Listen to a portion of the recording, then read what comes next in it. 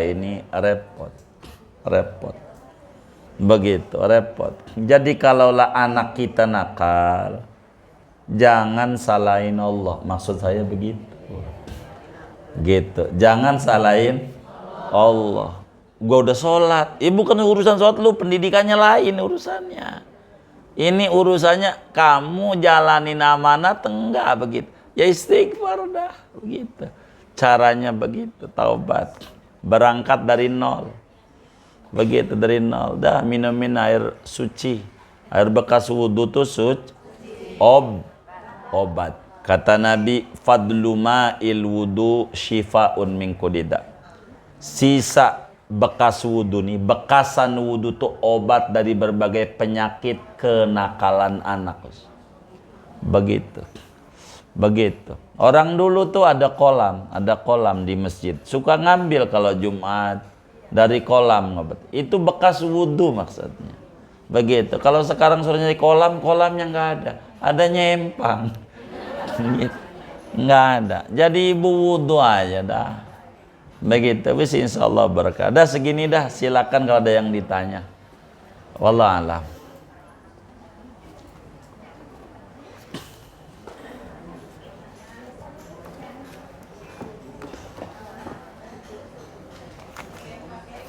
Baik. Jadi bagaimana kalau orang yang koma? Jadi kalau memang betul koma tidak. Kalau koma benar-benar sudah hilang akalnya. Tapi kalau masih akalnya ada, cuma mata doang merem dalam madhab Syafi'i ya wajib sholat. Cuman agama biasanya kata Syekh Al-Bantani ngikutnya madhab Malik, madhab Hanafi dan Hambali. Kalau udah koma biasanya enggak. Begitu dalam amaliyahnya. Meski dalam madhab Syafi'i wajib sholat selama akalnya masih ada. Kurang lebih demikian. Wallahu a'lam. Iya baik.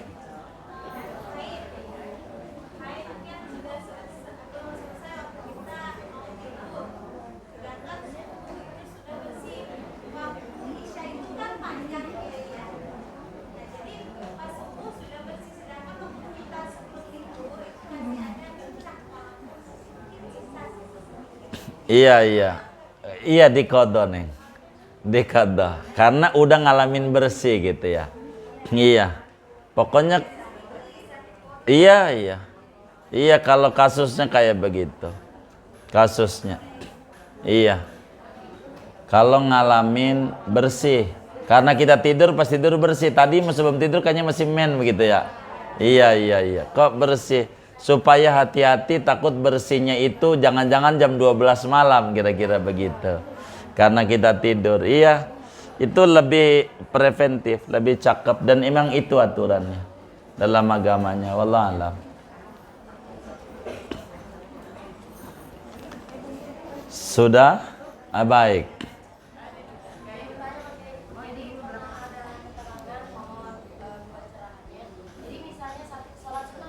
Iya.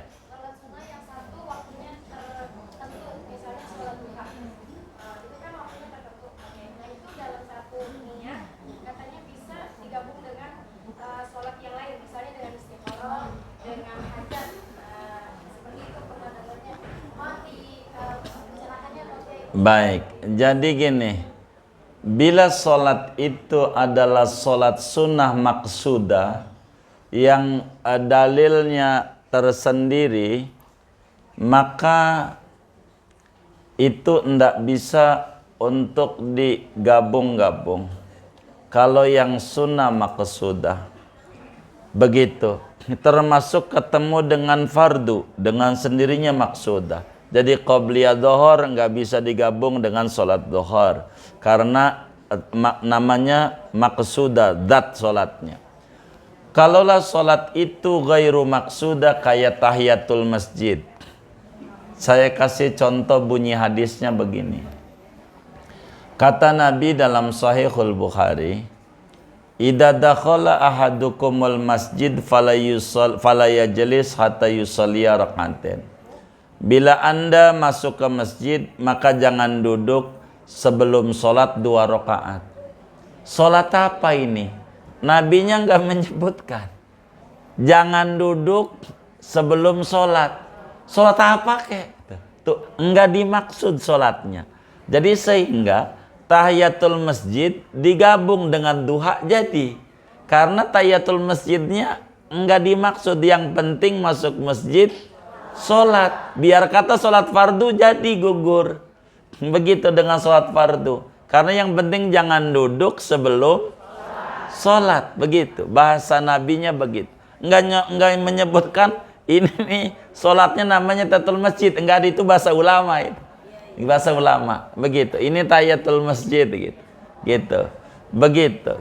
Jadi nabinya nyuruhnya yang penting sholat. Sehingga duha digabung sama tahiyatul masjid. Jadi kayak ibu kita umpamanya tahajud. Silakan digabung di tahajud, hajat, istikharah. Itu namanya cerdas. Karena ghairu maksudah. Bila Anda punya masalah, problem yang bingung, memilih A dan B, sholat. Sholat apa aja. Maka kalau mau dongengin sholat istikharah, ibu sholat dohor. Habis sholat dohor, doa istikharah jadi. Kalau mau didongengin. Makanya kenapa orang-orang tuh nampak, kok sholatnya dikit? Enggak, dia niatnya banyak. Cerdas namanya. Dia pakai dolar, enggak rupiah. Jadi biar dikit, banyak. Karena dia niatnya bagus. Begitu. Jadi inilah yang disebut wa innama likulli imri'in manawa. Sesungguhnya bagi tiap-tiap orang mendapatkan sebanyak dia niat. Nih kayak ngaji. Nih ngaji kita nggak sama ganjarannya, nggak sama.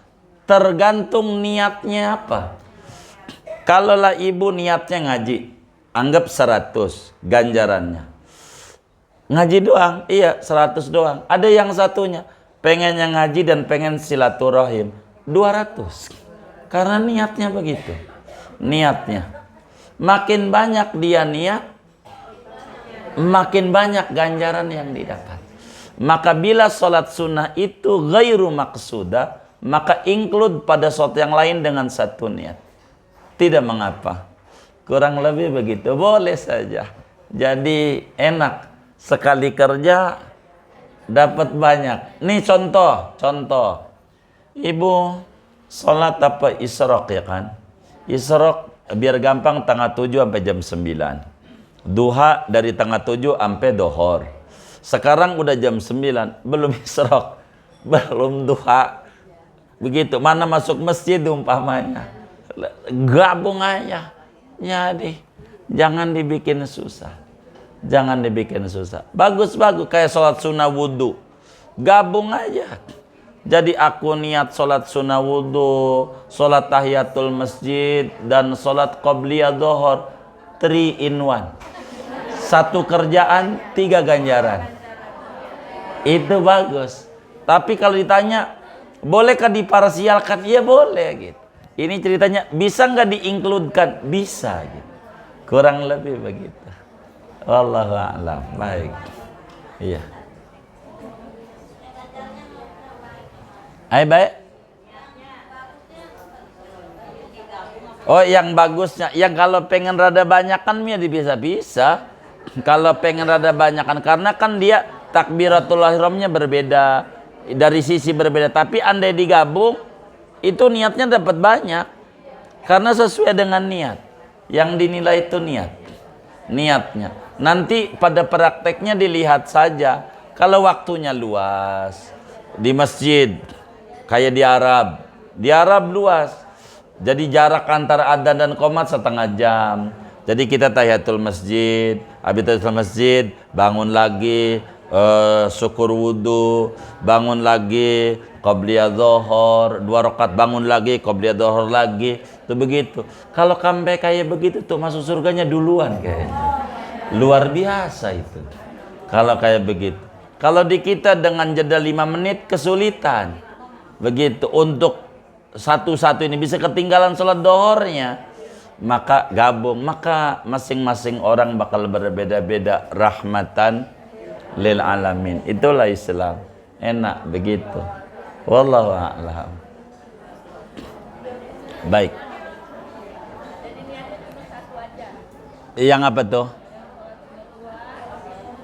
Iya, kalau umpamanya waktunya mepet, tapi kalau bisa dipisah silakan pisah. Umpamanya gini, kalau sholat isyraq itu mentok jam 9 habis. Kalau udah jam 9 udah nggak ada sholat isyraq. Tengah 8 masih ada.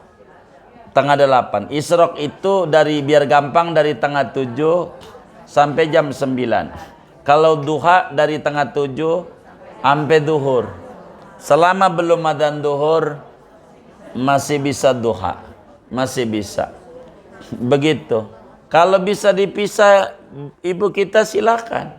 Tengah 7 isyraq 2 rakaat awabin subuh. Kemudian jam 9 duha 12 rakaat. Iya, Nabi kan duhanya 12. Begitu. 12. Silakan kalau kayak begitu. Sama-sama. Baik. Waalaikumsalam. Mengenai kewajiban orang tua terhadap anak, yang saya tanyakan bagaimana dengan kalau kita umur anak, apakah memang kewajiban kita sama di hadapan Allah akan dipertanggungjawabkan? Itu yang pertama. Karena ada anak kita angkat itu bandel banget, maksudnya susah diajarin dan sebagainya. Apakah tadi amalan yang tadi boleh diterapkan karena memang kita bukan satu darah? Iya, baik. Jadi sama. Ketika kita ngurus anak, sama seperti panti-panti asuhan itu, namanya bahasa Arabnya qayyim, pengurus, yang perawat, pengasuh.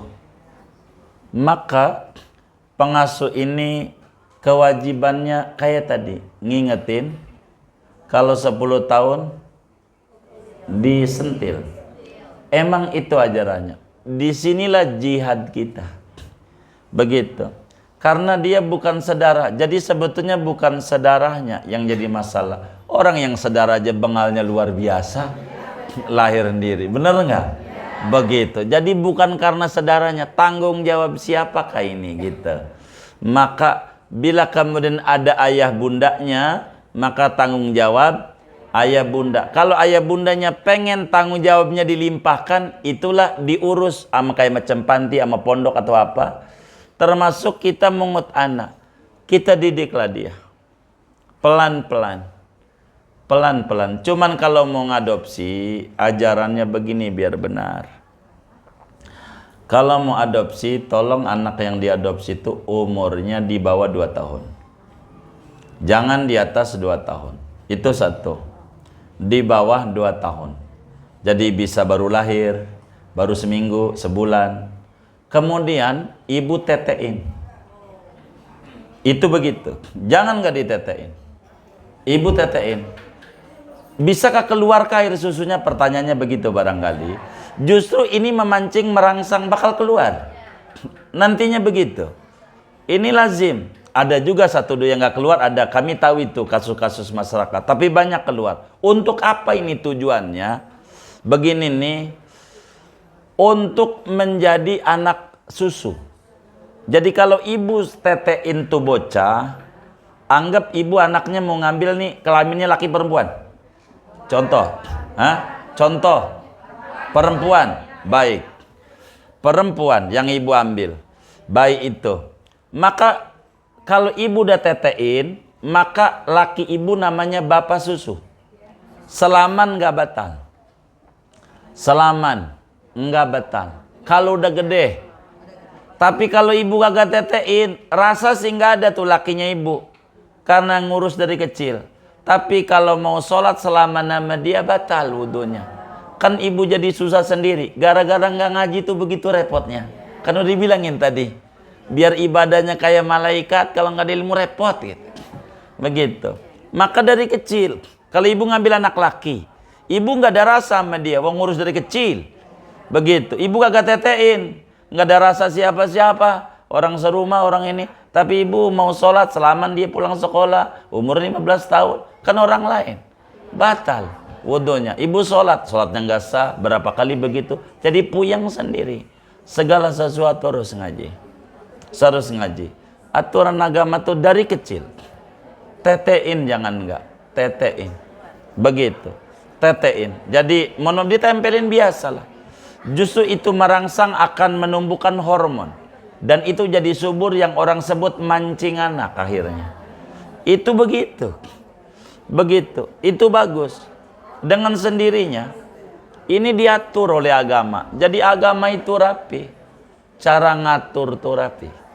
Agama rapi. Cara ngaturnya agama itu rapi. Jadi kayak begitu, jadi enak nanti. Enak nanti diaturnya. Begitu. Jangan-jangan anaknya sulit diatur juga kayak pertanyaan tadi. Enggak pernah nete sama ibunya, netenya sama emoh mula memoh. Maka disuruh sholat moh. Disolat moh. Gara-gara ama moh. Jangan-jangan. Itu yang saudara itu. Begitu. Tahu moh enggak? Apaan? Oh iya baik. Tuh begitu.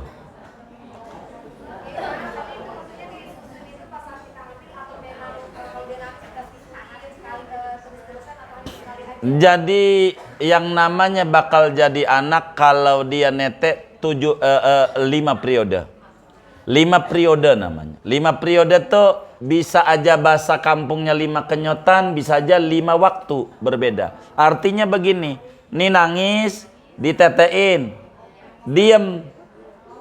Iya, diem, diem tuh si anak. Udah diem, nanti selang berapa nangis lagi. Kalau ketemu sampai sehari 5 kali itu udah jadi anak.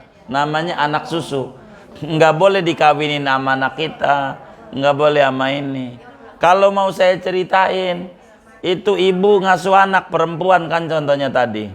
Gede ibu nggak tetein nggak apa, itu sama laki ibu boleh kawinin. Orang lain yo. Hah? Apanya? Enggak ada kebangetan. Enggak baba di mana? Mana baba? Kagak ada baba. Apanya? Karena orang lain. Enggak bedanya ibu begini aja, ibu ngurusin anak orang masih kecil taruh di rumah ibu, sama beda. Mana bedanya sama. Begitu andai dia ada rasa tuh sama bocah tuh, dikawin boleh? Boleh. Begitu, boleh. Begitu. Kalau bahasa ibu enggak ini? Baik. Bagaimana kalau seperti ponakan? Begitu. Artinya dilihat daripada ponakannya. Ponakan ini bisa anak kakak, bisa anak adik begitu ya. Nah ini namanya masih mahram. Ini tanpa begitu juga udah anak kita. Kita enggak batal. Andai dia laki. Kan ini urusannya ibu laki nih. Ya kan? Andai laki. Kalau sama ibu-ibu nih. Kan ibu kan perlu selamat. Masa kan udah enggak ada rasa. Begitu. Udah enggak ada syahwat. Begitu maksudnya enggak ada rasa, enggak ada syahwat.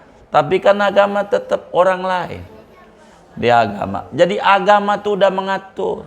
Yang penting muslim tuh jangan tinggal ngaji aja dah. Semuanya Islam nih lengkap, enak, mengenakan. Itu ajarannya. Begitu. Bagus kalau sampai ada ponakan yang diurus. Bagus. Begitu. Ini kan kadang nggak ponakan, kadang orang lain. Begitu. Orang lain. Ini kan repot. Banyak urusan-urusan turunannya kalau mau diterangin. Bagaimana warisannya, itu panjang kalau mau ke sana. Tapi saya tidak dalam kajian ke sana. Kajian kita begitu. Wallahu a'lam. Sudah? Baik. Kalau sudah kita baca Fatihah, ini ada infak dari Majelis Jawiyah Darul Hasbih Rawabelong. Pengasuhnya Ustadz Baha, 3.100.000 rupiah. Mudah-mudahan infaknya keluarga besar jamaah Zawiyah Darul Hasbi ini, mudah-mudahan semuanya infaknya diterima oleh Allah, diganti berlipat-lipat ganda, diberikan rezeki yang luas, yang berkah, dan semua jamaah Zawiyah Darul Hasbi ilmunya manfaat, majelisnya makin syiar, demi izul Islam wal muslimin. Amin. Al-Fatihah.